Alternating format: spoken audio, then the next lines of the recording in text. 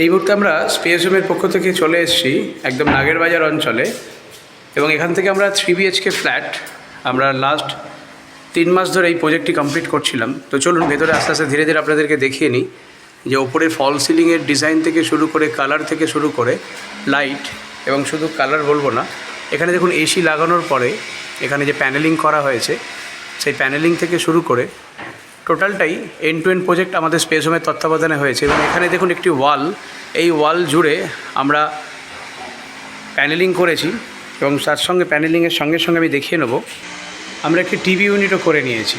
তো ধীরে ধীরে পুরো প্রজেক্টটি আস্তে আস্তে আমাদের প্রায় কমপ্লিটের দিকে। আপনারাও যদি মনে করেন এন্ড টু এন্ড প্রজেক্টের কাজ করাবেন, অবশ্যই আমাদের স্পেস হোমকে দিয়ে আমাদের যোগাযোগ করবেন।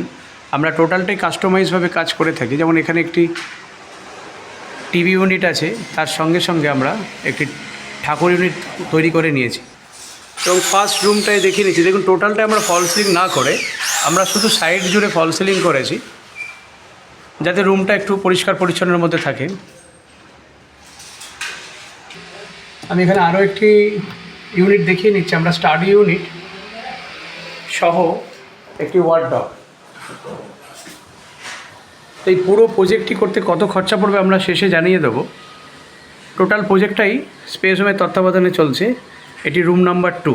চলুন থার্ড রুমে আমরা আপনাদেরকে নিয়ে যাই। এটি থার্ড রুমে আমরা নিয়ে চলে এসেছি, এবং প্রত্যেকটি প্রজেক্টেই আমরা যখন কাজ করি এইভাবে ড্রয়িং করে নিই। এটি একটি ড্রেসিং ইউনিট আপনাদের সামনে দেখিয়ে নিচ্ছি, এবং নিচের দিকে একটা বসার সেটিং করেছি, এবং উপরের দিকে এসিটিকেও প্যানেলিং করে নেওয়া হয়েছে। এবং ডান দিকে আমরা একটি ওয়ার্ডরোব করেছি, যেটা sliding glass wardrobe with profile light থাকবে। তো এইভাবেই পুরো রুমটি সেজে উঠছে। আমি এন্ড টু এন্ড প্রজেক্টের কাজ আমরা করে থাকি, সেটাই আপনাদের সামনে তুলে ধরেছি। তাহলে দেরি না করে যারা যারা এখনও ভাবছেন যে আপনার বাড়িতেও যে কোনো ধরনের উডেন ওয়ার্ক করাবেন, কার্পেন্টারি ওয়ার্ক করাবেন, অবশ্যই আমাদের সঙ্গে যোগাযোগ করবেন। টোটালটাই এন্ড টু এন্ড প্রজেক্টের কাজ আমরা করে থাকি, সেটাই এই মুহূর্তে আপনাদের সামনে আমরা তুলে ধরলাম।